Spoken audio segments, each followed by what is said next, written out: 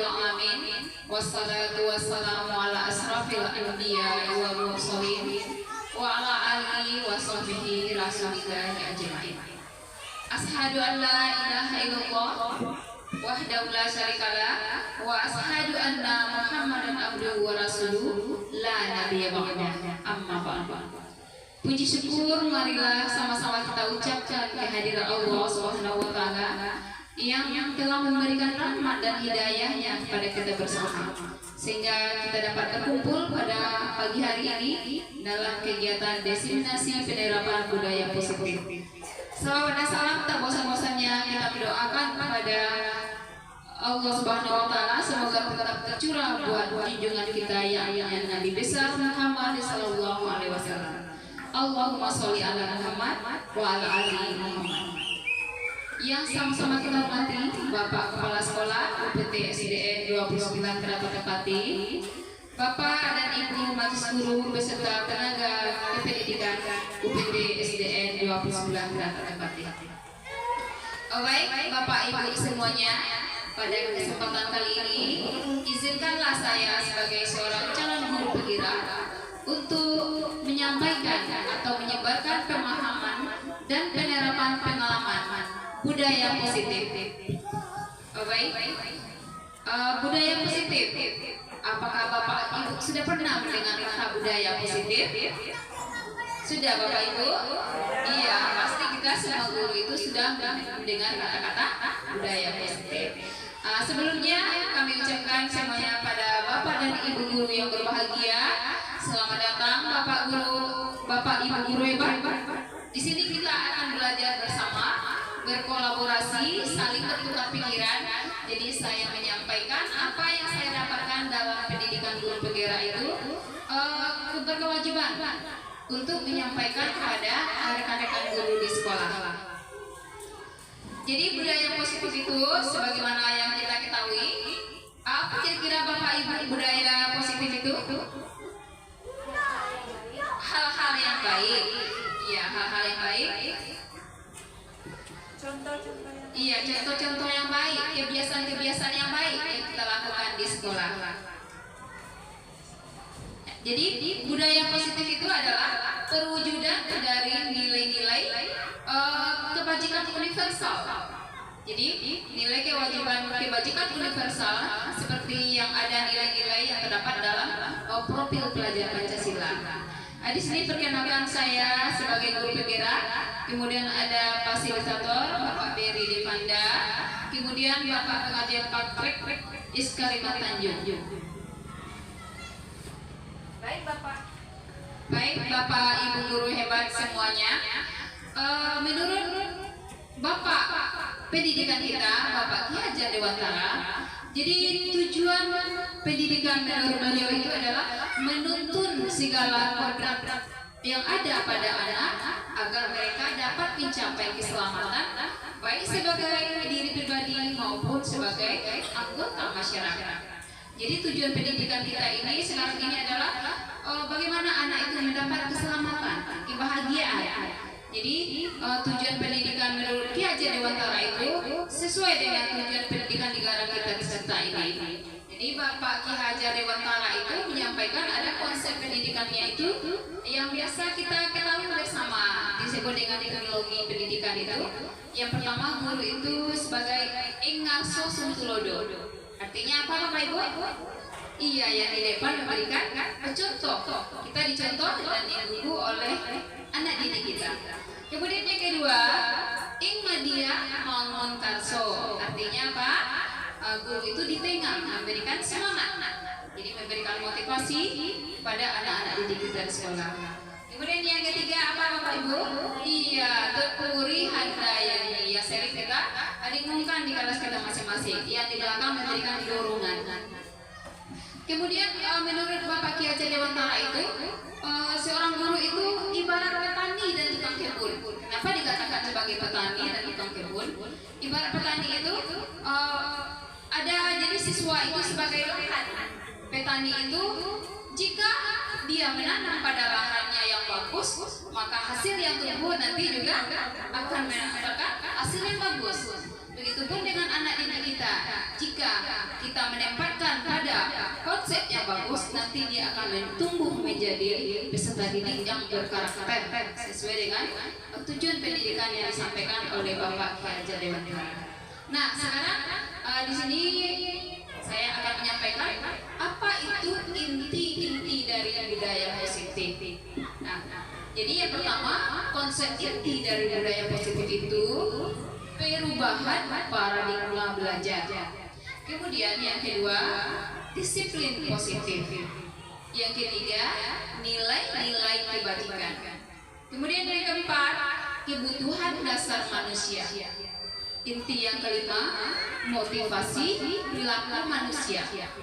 Yang keenam, posisi kontrol guru. Yang ketujuh, keyakinan kelas. Dan yang terakhir adalah segitiga restitusi. Nah, kita bahas satu persatu apa itu konsep inti budaya positif. Yang pertama kita perhatikan adalah pembelajaran dengan paradigma baru. Jadi kenapa dikatakan dengan paradigma baru? Apakah selama ini pembelajaran yang kita lakukan masih dengan seperti yang lama? Jadi sangat jauh berbeda Bapak Ibu. Betul tidak Bapak Ibu? Apa yang kita rasakan dulu sangat berbeda dengan pembelajaran yang kita berikan saat ini kepada anak didik kita. Jadi pembelajaran yang paradigma baru ini sesuai dengan elemen-elemen profil pelajar Pancasila. Jadi di sini kita membentuk karakter anak yang berdasarkan profil pelajar Pancasila. Sebenarnya zaman dulu tidak jauh berbeda elemen-elemen yang diciptakan. Tapi pada waktu dahulu kita belajar, jadi guru itu sebagai teacher center, yang artinya berpusat pada guru. Artinya guru itu sebagai yang intinya kepada guru itu berpusat. Artinya guru yang menerangkan, guru yang menjawab. Jadi kebanyakan anak itu pasif, yang aktifnya adalah guru. Pembelajaran satu arah saja. Guru memberikan, anak menerima. Tapi berbeda dengan pendidikan sekarang, kita itu ada umpan balik atau yang dikenal dengan student center, pendidikan berpusat pada siswa. Jadi di sini diminta yang aktif itu bukan guru lagi, tetapi siswa. Jadi guru itu hanya sebagai fasilitator. Jadi itulah yang kita lakukan sekarang. Bagaimana kita memunculkan kreativitas anak aktif. Jadi kita sebagai menyediakan yang saja fasilitator. Kemudian paradigma baru itu sesuai dengan perkembangan untuk mewujudkan pembelajaran Pancasila. Di sini kita bisa menerapkan pembelajaran yang namanya berdiferensiasi. Jadi pembelajaran yang berdiferensiasi itu adalah menggunakan berbagai macam metode. Jadi strateginya bermacam-macam. Ada namanya diferensiasi konten, diferensiasi proses, kemudian diferensiasi produk. Artinya konten itu kita menyiapkan berbagai macam materi yang kita persiapkan untuk anak sesuai dengan tingkat kesulitan dari pemahaman anak tersebut. Kemudian diferensiasi proses, artinya dalam proses itu kita menyajikan cara yang beragam. Misalnya anak ini suka dengan membuat gambar atau dengan melihat gambar, yang kita berikanlah pembelajaran yang sesuai dengan anak tersebut. Jadi masing-masing anak itu berbeda. Kemudian diferensiasi produk seperti itu juga. Jadi kita sesuaikan dengan minat belajar anak tersebut. Jadi kalau pembelajarannya sudah sesuai dengan minat anak tersebut, mereka akan senang, hasil karyanya akan maksimal. Ya, demikian ya Bapak Ibu. Masih semangat Bapak Ibu semuanya? Iya, semangat pastinya. Kita lanjutkan konsep inti budaya positif yang kedua itu adalah disiplin positif. Disiplin positif ini artinya belajar. Jadi di sini mengacu pada disiplin yang memiliki tanggung jawab. Coba kita perhatikan. Ketika anak datang pagi ke sekolah, sebelum jadwal masuk jam 7:30, jam 7 mereka sudah datang ke sekolah. Apakah Bapak Ibu yakin semuanya mereka itu datang ke sekolah karena memang berasal disiplin dari dalam dirinya? Atau hanya untuk menghindari hukuman atau untuk menghindari teguran? Kita tidak tahu. Apakah dia datang itu karena sesuatu hal, kita tidak tahu. Jadi bagaimana tugas kita? Di sinilah disiplin positif itu penerapan disiplin yang bertujuan menumbuhkan kesadaran. Jadi anak itu disiplin memang datang dari dalam dirinya sendiri. Jadi tugas kita sebagai pendidik adalah bagaimana menciptakan peserta didik yang disiplin sehingga mereka mengacu kepada nilai-nilai kebajikan universal dan memiliki motivasi intrinsik dari dalamnya, bukan ekstrinsik dari luar. Jadi perubahan perilaku tersebut ke arah yang lebih baik. Jadi anak itu tidak ditegur, dia tetap disiplin. Tidak dilihat, dia disiplin. Jadi memang berasal dari dalam diri mereka sendiri. Kita lanjutkan konsep inti budaya positif yang selanjutnya adalah kebutuhan dasar manusia. Jadi manusia itu mempunyai kebutuhan. Yang pertama namanya kebutuhan bertahan hidup. Apa yang dilakukan kira-kira oleh manusia untuk memenuhi kebutuhan hidupnya? Iya, berusaha ya Bapak Ibu. Kita berusaha bagaimana kita menciptakan kebutuhan sehari-hari, dapat memenuhi kebutuhan keluarga. Kemudian di sekolah juga seperti itu. Apa yang kita lakukan oleh anak-anak kita untuk bertahan hidup. Kemudian kebutuhan yang kedua kasih sayang dan rasa diterima. Kita pasti ingin kita itu diterima di lingkungan kita, di keluarga, di sekolah, kemudian juga di dalam kelas kita diterima dengan baik oleh anak-anak kita. Jadi bermacam cara yang kita lakukan seperti anak-anak kita. Dia diterima oleh temannya, makanya dia berusaha untuk menjadi yang terbaik bagi temannya. Anak kita ingin menjadi diterima oleh gurunya, dia akan melakukan yang terbaik terhadap gurunya. Ya, itu dengan kebutuhan rasa diterima. Kemudian yang ketiga, kebutuhan penguasaan. Kita pasti membutuhkan kita penguasaannya terhadap sesuatu. Misalnya contoh guru itu butuh penguasaannya terhadap IT karena itu menunjang kita dalam proses pembelajaran. Apa yang kita lakukan agar kita memenuhi kebutuhan penguasaan tersebut? Ya kita belajar secara mandiri atau belajar dengan kelompok atau belajar dengan narasumber. Kemudian keempat, kebutuhan kesenangan. Setiap kita pasti mempunyai kebutuhannya kesenangan itu yang kita idam-idamkan. Kesenangan yang kita maksud di sini bisa jadi kesenangan di sekolah, kesenangan kita dalam mengajar. Jadi kita ambil posisi bagaimana kita senang dalam memberikan pelajaran kepada siswa. Kemudian juga dengan rekan-rekan guru, kebutuhan kesenangan yang kita harapkan kita dapat berkolaborasi bersama, melakukan kegiatan bersama, saling bertukar pendapat atau saling membantu dalam kesulitan. Kemudian yang terakhir adalah kebutuhan kebebasan. Semua kita pasti ingin bebas, tidak terikat dengan sesuatu apapun. Bebas. Saya bebas melakukan ini, saya bebas mendapatkan itu. Jadi kita lakukan untuk mendapatkan apa yang kita inginkan. Kemudian kita lanjutkan konsep positif yang selanjutnya adalah motivasi perilaku manusia. Maksudnya di sini apa yang dilakukan oleh manusia itu untuk berperilaku sesuai dengan tujuan tertentu. Jadi setiap manusia itu berperilaku pasti punya alasannya, pasti punya dasarnya. Di sini maksudnya yang pertama untuk menghindari ketidaknyamanan atau hukuman. Kita contoh pada siswa. Apa misalnya Bapak Ibu anak yang melakukan perilaku untuk menghindari hukuman?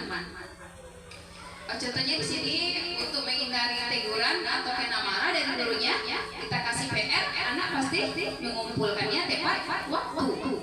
Nah, salah satunya untuk menghindari hukuman. Kemudian ketika melaksanakan upacara misalnya, takut kena hukum oleh gurunya, dia memakai atribut yang lengkap. Itu salah satunya motivasi dia berperilaku rapi. Kemudian yang kedua, untuk mendapatkan imbalan atau penghargaan karena ingin si A bagus, makanya dia berbuat perilakunya, motivasi perilakunya seperti itu, ingin dipuji oleh orang lain. Kemudian yang ketiga adalah motivasinya itu untuk menjadi orang yang diinginkan dan menghargai diri sendiri dan orang lain. Karena dia tidak mau dirinya diejek oleh temannya, misalnya anak kita dia berperilaku yang baik atau perilaku yang sesuai dengan yang diinginkan oleh temannya masing-masing. Masih semangat Bapak Ibu? Iya, tetap semangat ya, supaya apa yang kita cita-citakan di sekolah ini tercapai hendaknya secara bersama-sama. Iya. Kemudian kita lanjutkan konsep inti budaya positif adalah konsep disiplin dengan identitas gagal. Apa maksudnya di sini? Di sini ada dua, satu konsekuensi, yang kedua restitusi. Jadi apa beda antara keduanya? Kita lihat masing-masing. Konsekuensi penguatan jangka pendek, artinya kita memberikan konsekuensi. Di sini kita contohkan dengan pembelajaran olahraga. Apabila pembelajaran olahraga, kebiasaannya kan selalu dikerjakan di lapangan, banyak aktivitas di lapangan. Kemudian ada siswa yang terlambat. Nah, jadi diberi konsekuensi, misalnya lari keliling lapangan sebanyak 5 kali misalnya.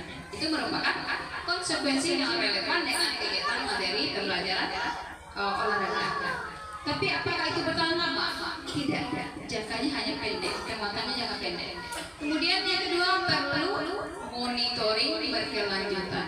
Kita pantau. Bisa jadi anak ini nanti berbuat lagi pada minggu depannya, terlambat lagi. Jadi kita harus mengontrol anak tersebut. Kemudian murid menghormati peraturan. Dia akan menghormati peraturan. Karena dengan melanggar peraturan tadi dia mendapatkan konsekuensi.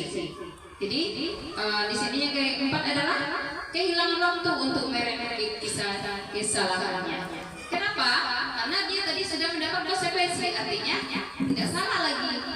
Mereka merasa tidak bersalah. Anak sudah dikasih konsekuensi. Tadi tidak ada waktu merenung dirinya tentang kesalahannya mereka berbuat. Berbeda dengan langkah restitusi. Jadi restitusi ini adalah yang ciri-cirinya ini murid bertanggung jawab atas perilakunya.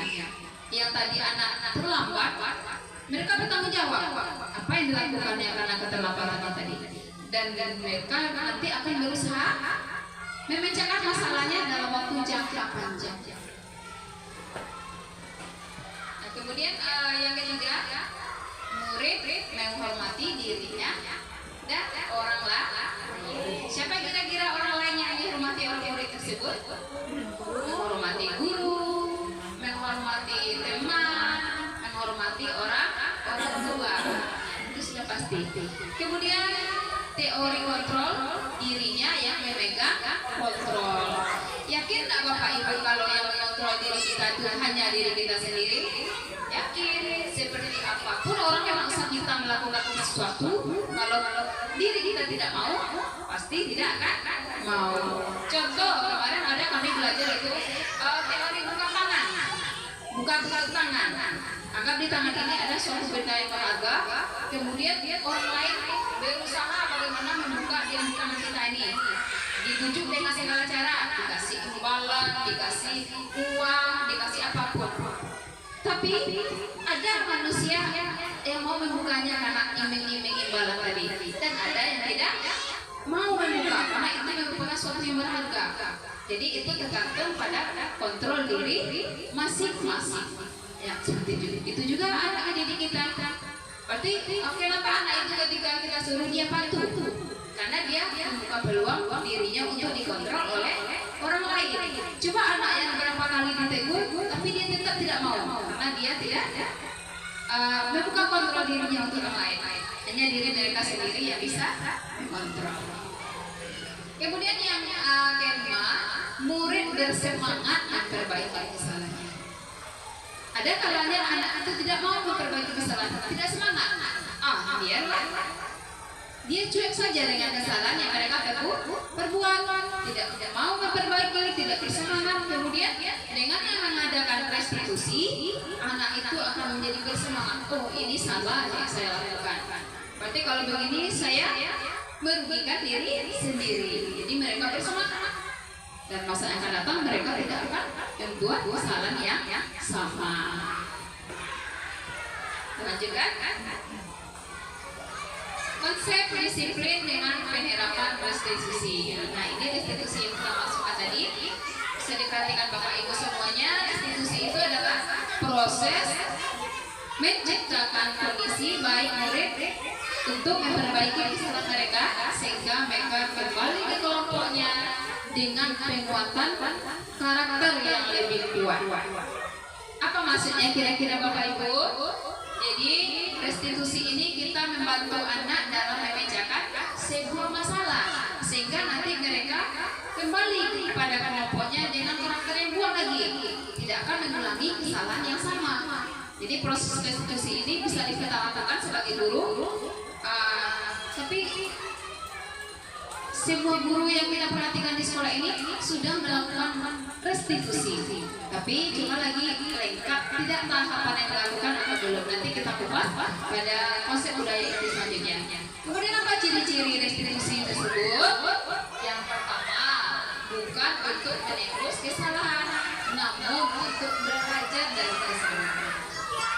Artinya di sini anak itu tidak menebus ganti rugi artinya, tapi anak itu memperbaiki.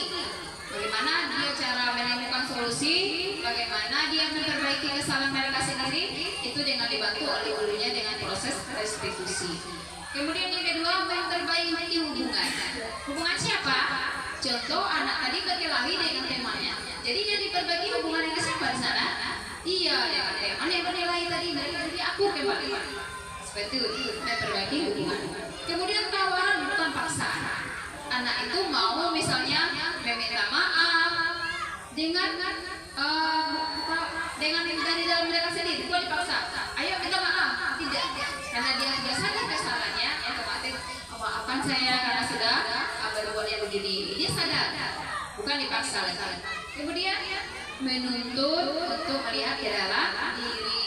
Jadi anak itu bukan menyalahkan, oh si Andrew yang salah bu, si Andrew yang salah bu. Tidak. Dia tahu iya bu, saya salah, maaf. Jadi dia meninjau ke dalam diri, bukan meninjau kesalahan orang lain. Kemudian yang kelima, menuntut kebutuhan dasar yang didasari tindakan.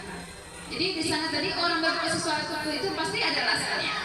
Contoh, kita anak itu berbuat misalnya dia memukul temannya, pasti ada alasannya.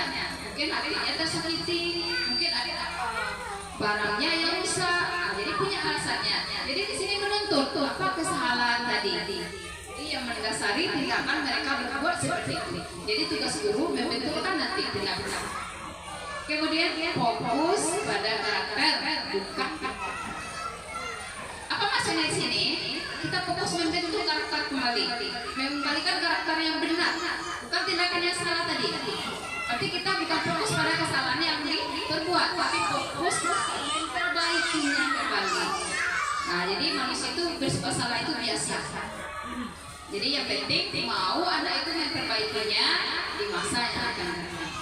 Kemudian fokus pada solusi. Nah, di sini mencarikan solusi untuk anak mana yang terbaik. Terbaik dirinya juga orang lain. Kemudian yang terakhir, mengembalikan murid yang berbuat salah. Dia salah tadi kembalikan kepada jalan yang benar. Nah, bukan diam saja. Anak berbuat seperti ini kita tidak dikoreksi, tidak ditunjukkan mana yang benarnya. Otomatis dia akan berbuat hal yang sama, tidak kepada teman yang satunya, bisa jadi kepada teman yang lain. Nah, seperti itu. Itulah ciri-ciri restitusi yang dilakukan. Kemudian, apa perbedaan antara hukuman, konsekuensi, dan restitusi? Nah, jadi bisa kita pikir-pikir kembali yang kita lakukan ini termasuk dalam yang mana yang kita lakukan? Yang kita lakukan selama ini sekolah, kalau jujur dengan diri saya sendiri, belum menuju kepada restitusi yang sesungguhnya. Jadi mudah-mudahan untuk yang akan datang kita bisa menerapkan restitusi terhadap anak didik kita. Yang pertama, kita diberikan sebuah kasus siswa sering tidak mengerjakan PR. Ada bapak temukan di kelas masing-masing? Pasti banyak sekali dengan berbagai alasan. Yang pertama, hukuman. Anak yang tidak membuat PR, guru menghukum murid dengan berdiri 10 menit di depan kelas. Kemudian guru marah dan murid menjadi takut. Apa kira-kira dampak hukuman bagi siswa? Oh, mentalnya, karena mentalnya iya pasti Entahnya anak jadi takut. Nah, bisa jadi bertemu guru dia takut lari. Kenapa itu ada? Iya, itu kan kepercayaan diri anak. Kalau dikerjakan ini nanti salah, ini nanti salah. Jadi tidak mau berbuat lagi, takut salah, serba salah katanya. Kemudian yang kedua adalah konsekuensi. Sini konsekuensinya sama terhadap anak tidak mau PR. Guru memberi konsekuensi untuk menulis PR sebanyak 3 kali dari yang pertama. Tadi dikasih 1, sekarang dikasih 3. Apa kira-kira ekspresi dari anak tersebut apabila kasih demikian? Iya, kesal anak tersebut. Kok banyak sekali Bu? 1 saja tidak dikerjakan, apalagi 3. Anak itu akan kesal kepada kita, walaupun tidak dinampakkan, tapi di dalam hatinya pasti kesal. Kemudian guru tegas dan menghormati peraturan. Sini kan guru tegas, buat 3 kali. Nah, jadi anak tetap mengerjakan, tapi dalam keadaan terpaksa. Kemudian yang ketiga adalah restitusi. Di sini restitusi adalah guru menanyakan keyakinan kelas. Jadi keyakinan kelas yang kita buat itu bisa ditanya kembali kepada anak. Anak ibu tidak mengerjakan PR, kira-kira sesuai tidak dengan keyakinan kelas kita? Pasti anaknya mengaku tidak, Bu. Jadi apa kira-kira kelas kita yang telah kita buat yang kamu langgar itu? Ya, tidak bertanggung jawab. Pasti anak menyadari, oh iya, berarti ini kesalahan yang saya berbuat, melanggar keyakinan kelas. Kemudian guru terbuka dan murid menghormati dirinya. Kalau kita lakukan restitusi pada anak, anak itu akan jujur menjawab. Tapi kalau kita panggil langsung dan kita marahi, kenapa kamu tidak buat PR? Pasti dia takut untuk mengatakan kesalahannya. Misalnya dia lupa tadi malam, memang lupa, benar-benar lupa. Tapi karena gurunya marah duluan, kenapa kamu tidak buat PR? Langsung dia tidak mau jujur. Tapi kalau kita sentuh dia dengan bahasa yang lembut, kenapa kamu tidak buat PR-nya? Dia ada alasannya. Nah, dia akan jujur mengatakan apa yang dialaminya. Seperti itulah restitusi. Jadi di antara ketiganya itu yang paling bagus kita terapkan pastinya iya restitusi, yang selama ini kita tidak tahu. Saya pun sendiri tidak tahu restitusi itu apa. Masih semangat Bapak Ibu? Ya, semangat. Kita lanjutkan konsep budaya positif yang selanjutnya adalah posisi kontrol guru. Coba kita posisikan diri kita masing-masing Bapak Ibu. Kita berada pada posisi yang mana kira-kira? Teman, pembuat rasa bersalah, penghukum. Iya, penghukum yang jelas. Kenapa demikian Ibu Indah? Dikatakan posisi kita sebagai penghukum? Iya, satu kesalahan dikasih hukuman, berbuat lagi dikasih hukuman. Jadi kita sebagai seorang guru penghukum. Apakah itu bagus bagi anak? Tentunya tidak. Jadi posisi kita sebagai penghukum, posisi kita itu berada paling bawah banget. Ya, boleh penghukum itu. Penghukum ini kira-kira kalau sudah mentok, tidak ada lagi jalan yang lain, nah itulah yang kita lakukan. Tapi selagi bisa dilakukan yang lain, sebaiknya lakukan posisi kita sebagai yang lainnya. Yang pertama, guru itu sebagai penghukum. Nah, jadi penghukum ini maksudnya guru itu berbicaranya keras, nadanya tinggi, nyalahkan. Jadi apa kata guru penghukum? Awas kamu kalau tidak mematuhi. Nanti apalagi kamu lagi, selalu kamu yang berbuat. Kita termasuk pada posisi penghukum. Iya, sering terjadi yang Bapak Ibu. Mudah-mudahan besok tidak lagi setelah kita pelajari ini. Kemudian yang kedua, pembuat rasa bersalah. Apa contohnya di sini Bapak Ibu? Kita itu membuat anak itu merasa bersalah. Apa artinya? Ya, contohnya di sini. Coba lihat. Di sini artinya anak-anak ketika melanggar peraturan, kita bilang, nah, jangan lakukan ini. Maksudnya lembur ini Bapak Ibu, janganlah dilakukan. Nanti ibu kena marah oleh bapak kepala. Lembur, tapi rasa nafsu bagi anak-anak. Karena dia guru kena marah. Jangan malas-malas belajar nanti rapor sekolah kita jelek. Tanggung jawab besar lagi sekolah. Jadi guru membuat rasa bersalah. Kalau teman, posisi kontrol teman itu kita berbicara seperti dengan teman kita sendiri. Apa maksudnya? Oh, sekali-kali ini boleh lah. Itu lagi jangan ya. Jadi sebagai teman. Maka kita berbicara dengan teman. Kemudian teman tahu di sini. Jadi guru memang tahu apa yang dilakukan oleh anak. Kemudian maksudnya tegas juga. Kalau ini tidak sesuai dengan contoh anak memakai sepatu yang berwarna selain dari hitam. Misalnya peraturan kita kan sepatu warna hitam. Jadi anak yang pakai putih. Apa kata guru pemantau? Kenapa kamu pakai sepatu putih? Sekarang buka sepatunya. Silakan kamu tidak pakai sepatu seharian. Itu kan konsekuensi kamu.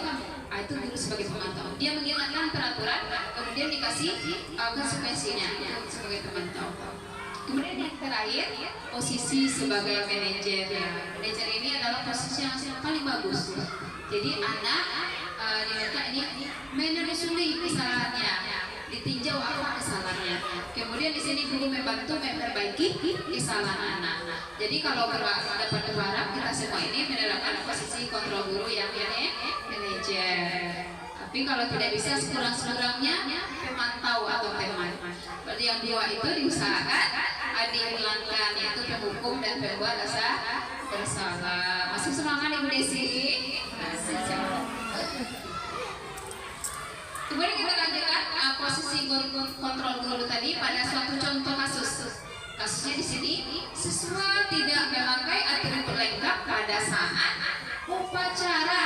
Sering terjadi Bapak Ibu, sering sekali. Setiap hari Senin pasti ada anak yang tidak memakai atribut. Alasannya dengan bermacam lupa, hilang, tidak ada. Kemudian di sini posisi kontrol gurunya sampai 5 yang pertama hukuman. Jadi hukuman yang di sini yang diberikan oleh guru yang terhadap anak yang tidak memakai atribut tadi, memisahkan barisannya dengan barisan anak yang rapi. Misalkan atau berdirinya di depan anak tadi. Kemudian mereka asing. Apa yang terjadi pada siswanya pasti dia akan merasa malu. Itu adalah posisi kontrol guru yang sebagai hukuman itu. Yang kedua, pembuat rasa bersalah. Apa yang dikatakan oleh gurunya? Berapa kali ibu harus memberitahu kamu? Ibu guru kecewa sama kamu. Jadi pembuat rasa bersalah. Jadi gara-gara dia tidak pakai topi, guru ini merasa kecewa. Nanti dimarahi lagi dapat kepala. Itu tamparannya Bapak Ibu. Kemudian sebagai teman, ayolah buat guru bangga. Kali ini tidak apa-apa. Jadi dimaafkan. Ayo buat guru bangga kali ini tidak apa-apa. Besok jangan lagi ya. Sebagai teman. Kemudian sebagai pemantau, kamu sudah melanggar apa peraturan dan konsekuensinya? Kamu sudah melanggar apa peraturannya dan konsekuensinya? Kamu sudah melanggar apa peraturannya? Peraturannya apabila upacara kita memakai atribut yang lengkap. Apa konsekuensinya? Ditanyakan pada anak tersebut. Misalnya, ayah bu, saya berdiri. Dia jangan sadar sendiri, dia mau berpisah dengan temannya. Kemudian sebagai manajer ini kita mencarikan menggali diri anak itu bersalahnya yang memang menyadari kesalahannya sendiri. Apakah kamu tahu kesalahanmu?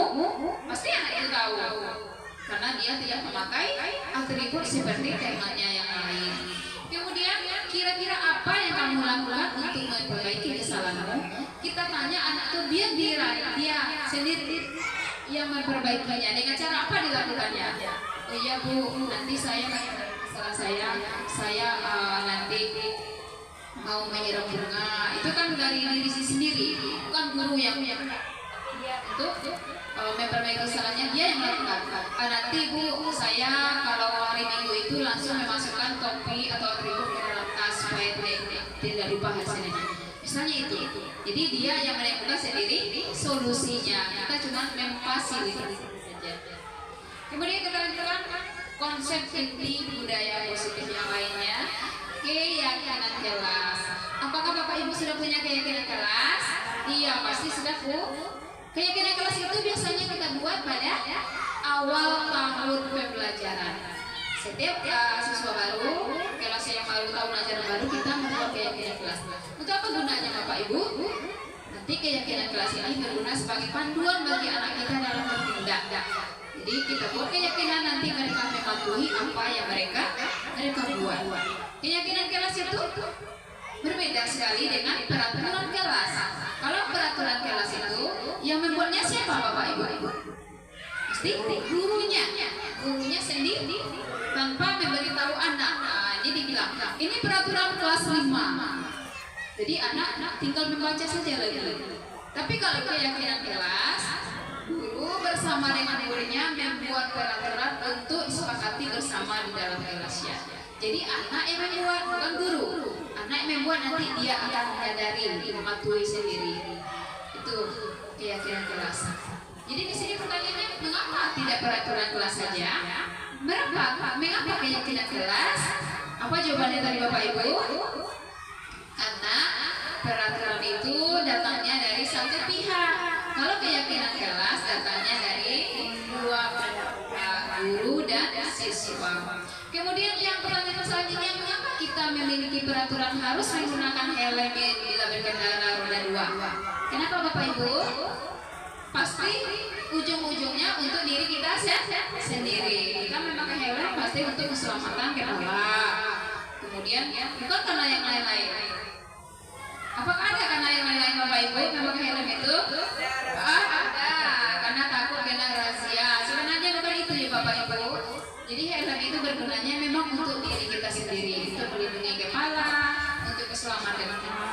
Kemudian pertanyaan yang ketiga, sesuai dengan keyakinan kelas, mengapa kita memiliki peraturan harus datang tepat waktu ketika ada mengikuti pelatihan? Kenapa kira-kira Bapak Ibu kita harus datang tepat waktu kalau ada pelatihan? Supaya kita tidak ketinggalan materi. Nah, itu kan untungnya untuk diri kita juga. Itulah saya sesuai dengan keyakinan kelas. Paham Bapak Ibu? Iya, Bapak Ibu guru hebat semuanya. Kita lanjut ke konsep inti budaya positif yang selanjutnya adalah pembuatan keyakinan kelas. Nah, ini sudah kita lakukan bersama-sama masing-masing wali kelas dengan siswanya di kelas masing-masing. Pembuatan keyakinan kelas ini lebih abstrak dari peraturan. Apa artinya? Lebih jelas dari peraturan, mengacu pada diri anak-anak tersebut. Kemudian sedikit saja agar mudah diingat. Artinya apa? Kata-katanya singkat, jelas, padat. Nah, tidak hanya panjang, nanti anak lupa apa ya keyakinan kelas kita. Jadi singkat itu sebenarnya disiplin, tanggung jawab, jujur, peduli, kan singkat. Tapi kalau panjang-panjang, anak tidak boleh membuang sampah sembarangan, apalagi di dalam kelas, kan panjang itu. Tapi satu yang pendeknya apa? Menjaga kebersihan. Iya, seperti itu, lebih singkat dan padat. Kemudian apa yang ketiga? Berupaya pernyataan universal, menyeluruh. Contoh disiplin. Anak datang tepat waktu. Disiplin. Anak memasukkan pakaian rapi, masuk baju ke dalam, termasuk disiplin. Jadi disiplin tadi sudah menggambarkan mencakup semua hal. Itu yang dikatakan dengan pernyataan yang universal. Kemudian sesuai dengan kondisi kelas. Contohnya di dalam kelas itu kita buat peraturan tidak boleh menggunakan HP saat belajar. Apakah di sekolah kita boleh menggunakan HP? Maka tidak cocok diadakan keyakinan kelas seperti itu. Kalau di SMA boleh, tapi anak kan SMA bawa HP, pakai media HP. Jadi tidak cocok keyakinan kelas itu diterapkan di sekolah kita karena memang anak tidak punya HP. Jadi keyakinan selanjutnya dibuat dalam bentuk positif. Apa artinya Bapak Ibu? Kata-kata keyakinan kelas itu menunjukkan kata positif. Artinya di sini tidak boleh menggunakan kata tidak menghargai teman. Artinya dibuang kata tidaknya. Menghargai teman itu artinya katanya positif. Tidak membuang sampah sembarangan. Yang positifnya kita hilangkan tidaknya. Membuang sampah pada tempatnya. Nah, itu artinya yang menggunakan kata positif. Ya, kita lanjutkan konsep inti budaya positif yang selanjutnya. Iya, ini yang kita tunggu-tunggu segitiga restu restitusi. Semua guru ini pasti sudah melakukan restitusi, tapi restitusi itu mempunyai tahapan-tahapan. Apakah sudah lengkap tahapan yang kita lakukan? Nah, jadi segitiga restitusi itu merupakan suatu strategi cara yang dapat dilakukan sebagai proses menciptakan kondisi menuntun murid untuk memperbaiki kesalahan yang mereka lakukan. Apakah siswa kita di sekolah punya kesalahan, Bapak Ibu? Iya, banyak. Kesalahan dengan teman, kesalahan dengan guru, atau kesalahan dengan siswa tingkat yang berbeda-beda. Kemudian segitiga restitusi itu mempunyai tahapan-tahapan. Bapak Ibu, semuanya saya yakin sudah melakukan restitusi. Setiap anak bermasalah pasti diselesaikan. Tapi apakah sesuai tahapannya dengan segitiga restitusi? Jadi tahap satu di sini adalah menstabilkan identitas. Apa artinya Bapak Ibu menstabilkan identitas? Kita stabilkan identitas. Misalnya kita panggil anak tersebut, kita tenangkan dia dulu.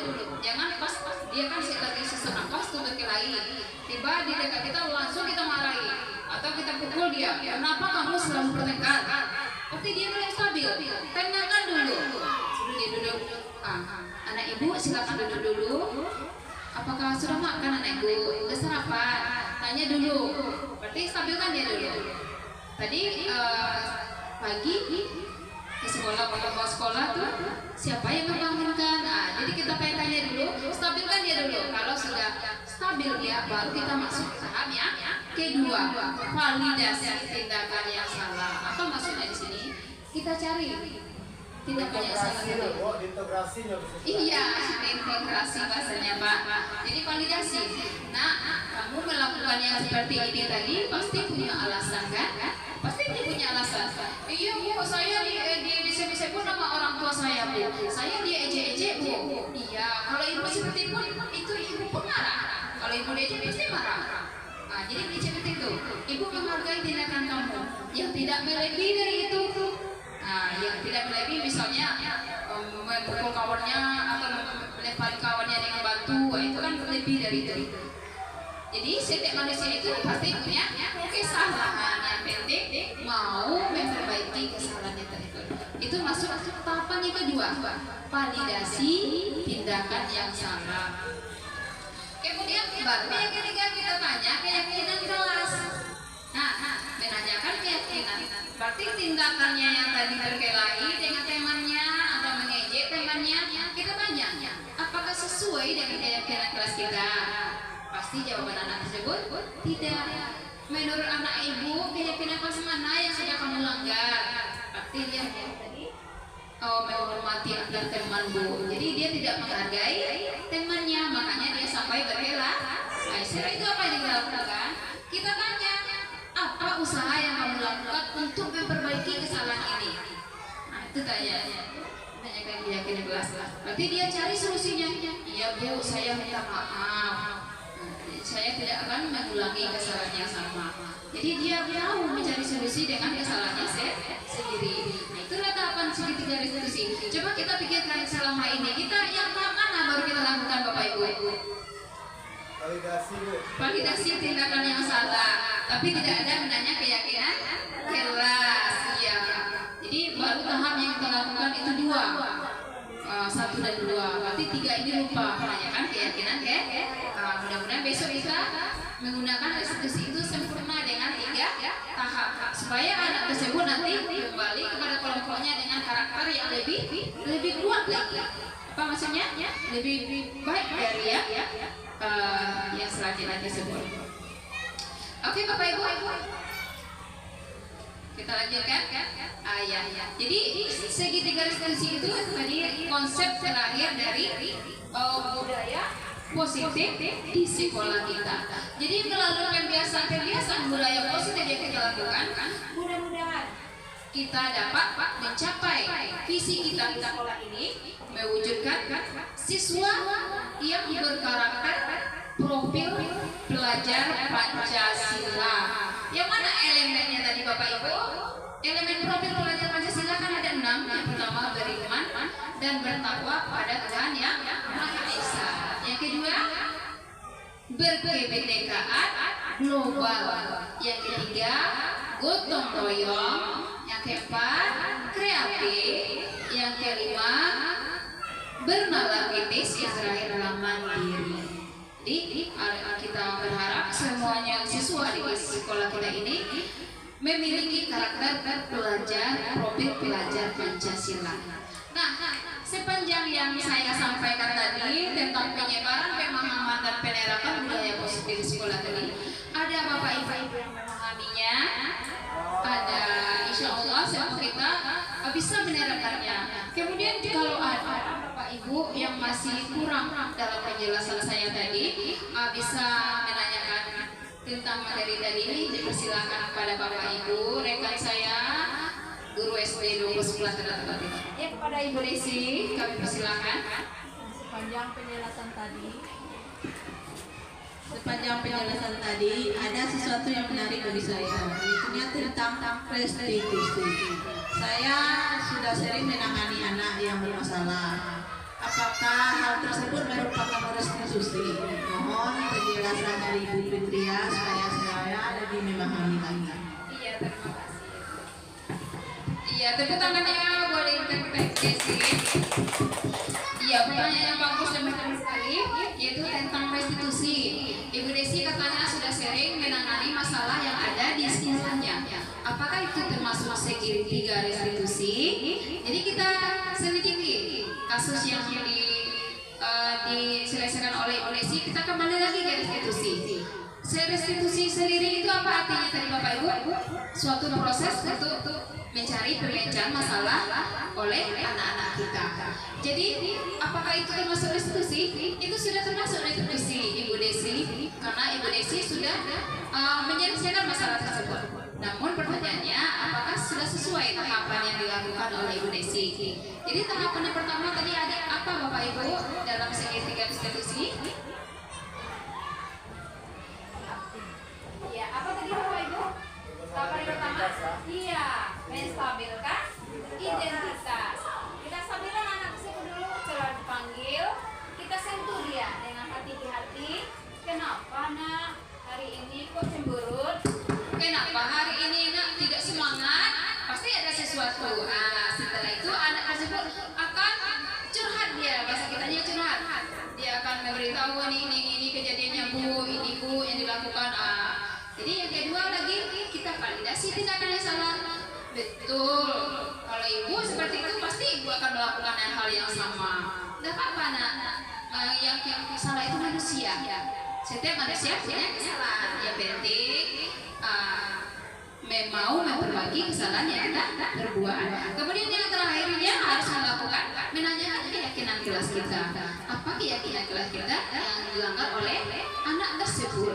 Jadi saya yakin sekali semua guru di sekolah ini sudah melakukan restitusi. Mudah-mudahan untuk besok lebih lengkap yang 3 tahap restitusi tadi. Siap Bapak Ibu semuanya?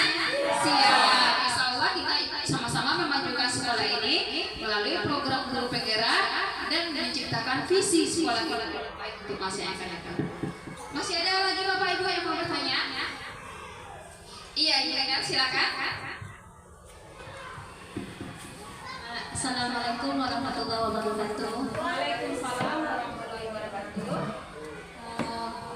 Sepanjang penjelasan dari Ibu Fitria tadi, ada pertanyaan yang ingin saya tanyakan kepada Ibu. Pertanyaannya adalah, bagaimana langkah kita sebagai seorang guru untuk membangun karakter peserta didik yang memiliki profil belajar Pancasila? Terima kasih. Iya, baik. Aplaus dulu buat Ibu Ina. Iya, pertanyaannya yang sangat bagus ya dari Ibu Ina. Bagaimana cara membangun karakter bagi anak yang berkarakter profil pelajar Pancasila? Seperti yang kita ketahui bahwa P5 itu ya, profil pelajar Pancasila itu kan ada 6 elemennya. Yang pertama beriman dan bertakwa pada Tuhan Yang Maha Esa, berkebinekaan global, gotong royong, kreatif, bernalar kritis, dan mandiri. Jadi yang kelima itu bagaimana teknik dari seorang guru ini menemukan karakter tersebut pada anak. Jadi kita sebagai guru itu melakukan pembiasaan terhadap anak tersebut. Apa pembiasaan? Itu mengacu nilai yang pertama dari iman dan bertakwa kepada Tuhan Yang Maha Esa. Apa yang kita lakukan Bapak Ibu? Pembiasaannya seperti melaksanakan sholat di sekolah kita, sholat berjamaah yang kita lakukan. Kemudian apa pembahasan lagi? Mengaji setiap pagi sebelum memulai awal pembelajaran kita hafalan ayat sedikit. Itu pembiasaan. Kemudian berdoa, jangan lupa berdoa Bapak Ibu sebelum belajar. Setelah selesai belajar kita berdoa, maka akan menumbuhkan nilai yang pertama tersebut yang berkarakter profil belajar Pancasila, beriman dan bertakwa pada Tuhan Yang Maha Esa. Kemudian demikian juga gotong royong, kita melakukan kegiatan bersih-bersih bersama-sama, membersihkan lingkungan kelas, lingkungan sekolah, itu memupuk yang nilai yang kedua itu gotong royong. Kemudian kebinekaan global, bagaimana cara pembiasaannya? Kita tanamkan konsep kepada anak tersebut. Nah, kita itu semua sama, tidak boleh membeda-bedakan suku, agama. Kebetulan sekolah kita sama suku agamanya Bapak Ibu. Yang berbeda itu latar belakangnya. Jangan membeda-bedakan yang demikian ini. Begitu juga dengan nilai-nilai yang lainnya. Jadi kita tanamkan penguatan yang tersebut menumbuhkan dengan melakukan pembiasaan di sekolah. Apa yang dilakukan lagi Bapak Ibu? Kerjasama dengan orang tua. Jadi pembiasaan yang di sekolah kita tanamkan tadi hendaknya lanjut di rumah. Jadi kita minta bantu pada orang tuanya untuk menanamkan pembiasaan yang baik tersebut. Ada yang mengerti Bapak Ibu semuanya? Iya. Kemudian masih ada lagi yang bertanya Bapak Ibu? Iya, Taris. Assalamualaikum warahmatullahi wabarakatuh. Oke, sepanjang materi yang Ibu jelaskan tadi, saya ingin bertanya tentang mengapa seorang guru harus menghindari kalau seandainya siswanya ada bersalah, menghindari hukuman terhadap siswa. Penjelasannya ya baik, Ibu Tari, terima kasih atas pertanyaannya. Hapus dulu buat Ibu Tari. Iya, pertanyaannya bagus. Hukuman. Selama ini memang sering kita lakukan sebagai guru di sekolah kita, ya Bapak Ibu. Kenapa kita harus menghindari hukuman? Apakah tidak boleh menghukum anak? Dia bersalah. Nah, kita carikan solusinya. Kenapa tidak boleh kita memberikan hukuman? Padahal hukuman itu menurut pendidikan yang saya dapatkan selama ini, hukuman itu pada tahap yang terakhir. Nah, jadi hukuman itu diberikan masuk ke tahap yang terakhir. Jadi yang pertama kita lakukan itu adalah segitiga restitusi dulu. Jadi tidak langsung dihukum, sedikit anak salah langsung dihukum, sedikit salah langsung dihukum. Apa dampaknya bagi anak Bapak Ibu? Yang pertama akan anak tersebut penguatannya jangka pendek. Anak itu patuh, tapi hanya sebentar. Dia tidak ingat lagi kesalahannya, tidak ada waktu merenungi kesalahannya. Patuh anak pada peraturan. Dia tidak menghargai kita, tapi dia patuh pada peraturan. Kemudian yang selanjutnya bisa jadi anak tersebut merasa dendam terhadap ibunya. Sampai besar dia ingat, oh ibu itu dulu selalu menghukum saya. Dia ingat. Jadi tertanam dalam diri anak tersebut, dia dendam terhadap ibunya. Awas ibu itu nanti kalau sudah tampak saya tidak mau menyapa ibu itu lagi. Ibu itu pemarah, menghukum. Malah sampai besar masih ingat, itu ibu yang menghukum saya. Jadi penguatannya jangka pendek. Tidak boleh kita menghukum anak sebenarnya. Itu dalam kaitan sekali. Banyak langkah sebelum hukuman yang kita lakukan terhadap anak. Salah satunya yaitu dengan segitiga restitusi. Dicobakan dulu. Jadi saya selaku guru kelas 6 sudah mencobakan segitiga restitusi. Alhamdulillah memang ada perubahan terhadap anak tersebut. Ketika kita lakukan segitiga restitusi dan langsung kita memarahinya. Kalau kita langsung memarahinya, dia akan menjawab, mendongkol dia. Tapi kita lakukan pendekatan restitusi tersebut, anak tersebut apa namanya? Bahasanya itu yang untuk menyadari kesalahannya, anak itu menjadi lembut, tersentuh hatinya Bapak Ibu kalau kita menyentuhnya dari hati ke hati, gitu Bapak Ibu. Bapak Ibu paham semuanya? Ini masih ada lagi Bapak Ibu? Masih ada waktu, Bu? Iya, ayo silakan. Assalamualaikum warahmatullahi wabarakatuh. Waalaikumsalam warahmatullahi wabarakatuh. Mohon Ibu Fitria, sepanjang penjelasan Ibu Fitria tadi, saya mengutip ada elemen di sini untuk profil pelajar Pancasila. Saya menarik yang kelima, bukan yang kelima. Bagaimana cara menerapkan berpikir kritis kepada anak didik kita yang kelas 1 dan kelas 2. Sekian dan terima kasih.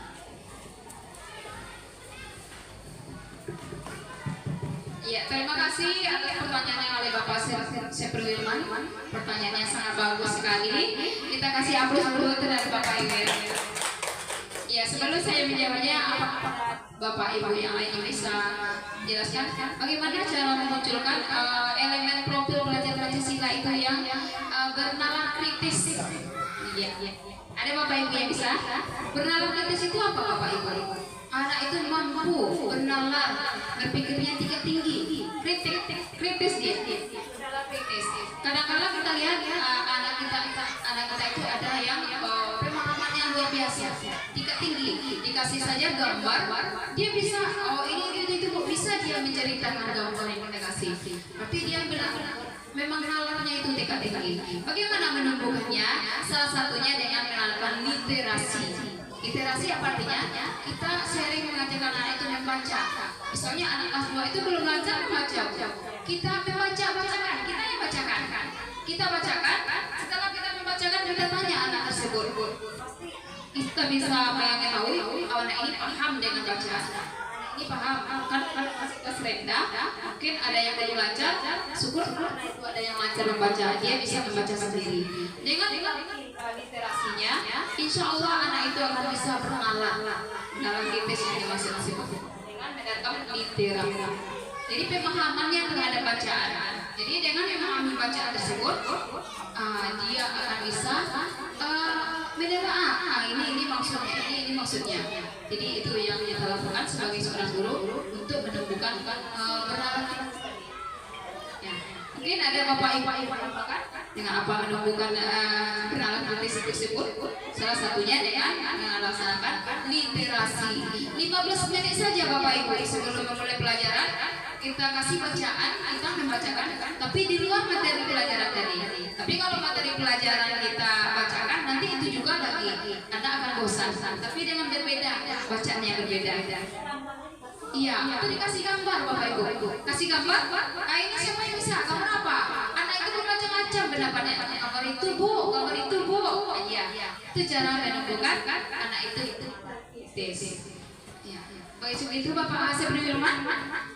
Iya. Alhamdulillah. Masih ada yang mau ditanyakan Bapak Ibu, hebat semuanya. Ya. Jadi sepanjang pemahaman penyampaian konsep budaya positif tadi, ada Bapak Ibu yang bisa di sini berefleksi. Apa kira-kira pelajaran yang bisa diambil sepanjang yang saya sampaikan tadi? Sebagai calon guru penggerak, salah satu tujuannya di sini sama-sama mengajak. Guru penggerak itu bukan bergerak sendiri artinya Bapak Ibu, tapi bergeraknya bersama. Jadi mampu menggerakkan komunitas sekolah ini. Jadi melakukan kegiatan itu bukan saya sendiri, tapi semuanya ikut bergerak. Namanya guru penggerak itu menggerakkan temannya juga, bukan pintar untuk diri sendiri, tapi semuanya ikut pintar seperti itu Bapak Ibu. Siapa yang bisa merefleksinya antara Bapak Ibu hebat semuanya, yang bisa mengambil pelajaran dari sepanjang apa yang saya sampaikan tadi tentang konsep budaya positif. Ada Bapak Ibu? Jadi kita refleksi sama-sama ya Bapak Ibu semuanya. Jadi konsep inti dari budaya positif dari tadi kan ada 8. Yang pertama tadi apa Bapak Ibu? Pembelajaran paradigma baru. Kemudian seperti apa pelajaran itu ya sesuai dengan Ki Hajar Dewantara. Kemudian yang kedua, motivasi perilaku manusia. Jadi apa yang memotivasi manusia itu untuk melakukan sebuah tindakan. Apalagi Bapak Ibu, disiplin positif. Kemudian nilai-nilai kebajikan. Apalagi Bapak Ibu, posisi kontrol guru. Kemudian segitiga restitusi. Kemudian ada namanya keyakinan kelas. Nah, jadi itu konsep inti dari budaya positif. Artinya budaya positif ini salah satu tujuan dari visi guru penggerak menciptakan budaya positif di sekolah yang di mana tempat guru penggerak itu berada dapat mewujudkan visinya, yaitu menciptakan budaya positif sekolah. Jadi kita harus bekerja sama yang baik antara dengan guru untuk menciptakan positif tersebut. Apakah Bapak Ibu semuanya sudah dapat mengambil pelajaran dari sepanjang yang saya sampaikan? Insya Allah kita akan bergerak maju bersama menegakkan budaya positif sekolah. Jadi demikian yang dapat saya sampaikan pada kesempatan kali ini. Selamat berjumpa pada kegiatan yang akan sepanjang yang saya sampaikan tadi mungkin ada kata-kata yang tidak sesuai pada tempatnya, saya mohon maaf. Terima kasih atas segala perhatian dan terima kasih atas kerjasama dari rekan-rekan semuanya yang telah membantu saya dalam kegiatan pada hari ini yang luar biasa. Tepuk tangan untuk kita semuanya Bapak Ibu. Iya, saya tutup dengan membacakan wabillahi taufiq wal hidayah. Assalamualaikum warahmatullahi wabarakatuh.